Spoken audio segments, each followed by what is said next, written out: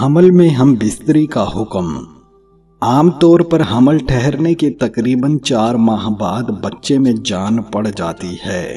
حالت حمل میں کسی بھی وقت بیوی سے ہم بستری کرنا شرعاً جائز ہے، بلکہ فقہا نے لکھا ہے کہ حالت حمل میں ہم بستری کرنے سے بچے کے بال بڑھتے ہیں اور اس کی بینائی اور سماعت بھی تیز ہوتی ہے۔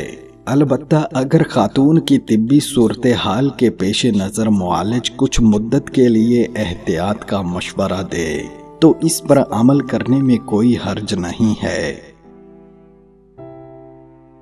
رہنے دو یہ جھوٹی تسلیاں، کون کہاں کتنا اپنا ہوتا ہے یہ وقت اور حالات بتا دیتے ہیں۔